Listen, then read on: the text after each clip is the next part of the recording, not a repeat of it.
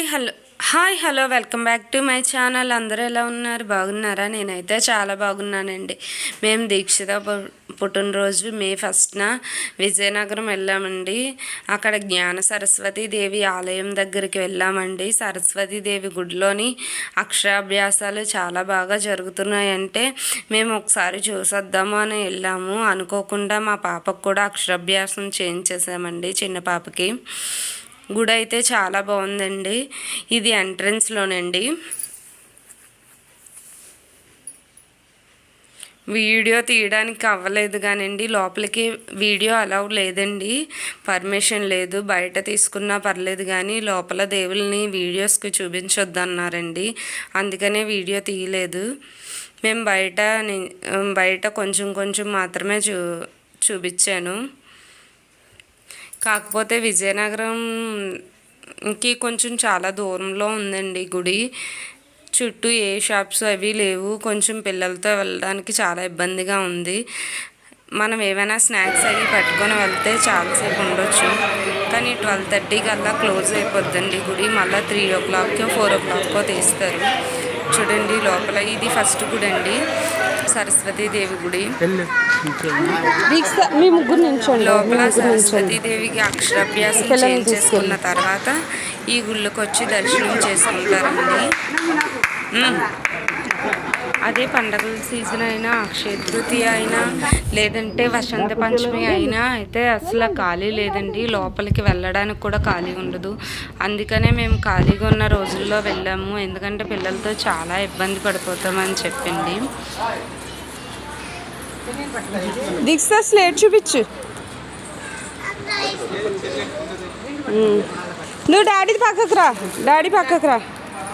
Videos కొంచెం బాగా రాలేదు, ఏమనుకోకండి. నేను ట్రైపాడ్ కూడా మర్చిపోయి వెళ్ళిపోయానండి.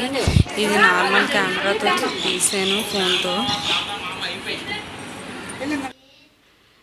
ఇది బయట లొకేషన్ అండి. మొత్తం గుడి ఎంట్రన్స్ ఇలా ఉంటుందండి.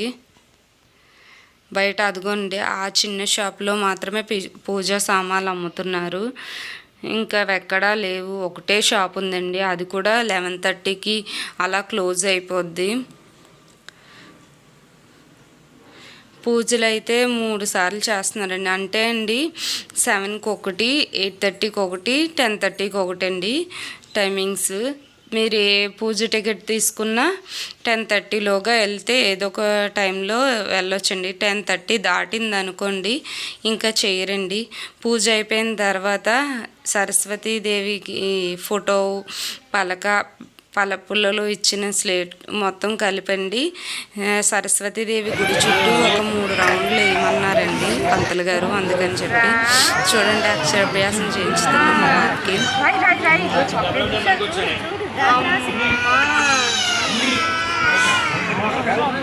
అది చూడండి ఎంత బాగా చెప్తుందో. అమ్మ అంటే అమ్మ అని, శ్రీరామ అని.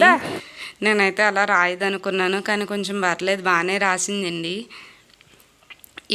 ఇక్కడ సరస్వతీదేవి ఆలయం పక్కనేనండి తులాభారం ఉందండి. అంటే పిల్లల్ని కూర్చోబెట్టి దేవుడికి బియ్యం అయితే బియ్యము, పటిక అయితే పటిక, పసుపు కొమ్ములు అయితే పసుపు కొమ్ములు, బెల్లం అయితే బెల్లం వేసి తూస్తున్నారండి. ఇక్కడ ఒక పాప అస్సలు తూయించట్లేదు. ఇదిగోండి గుడి ఎంట్రన్స్.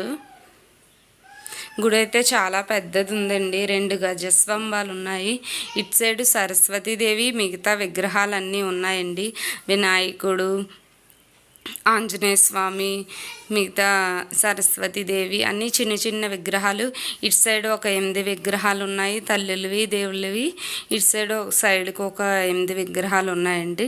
ఎంట్రన్స్లో దేవుడు ఉన్నారు. 12:30కి పూజ, 11:30కి అలా కంప్లీట్ అయిపోయింది మా పూజ అయితే.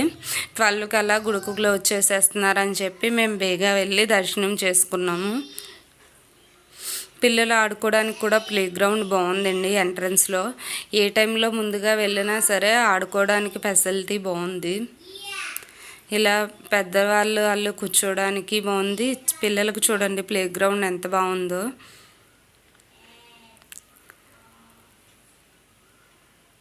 ఇక్కడేనండి పూజ, సరస్వతీదేవి పూజ, అక్షరాభ్యాసం చేయించుతున్నారు. ఇదంతా ఈ హాల్ అంతా వసంత పంచమికి అయితే ఈ హాల్ అంతా అస్సలు ఖాళీ ఉండదండి.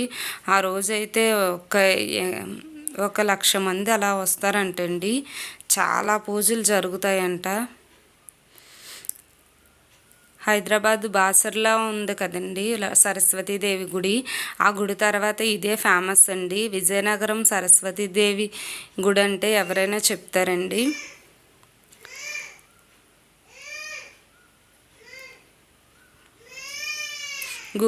గూగుల్ మ్యాప్లో కూడా ఉందండి.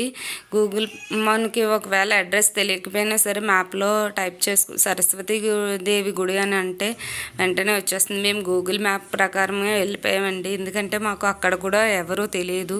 చూడండి ఉయ్యాలు అయ్యి ఎంత బాగున్నాయో.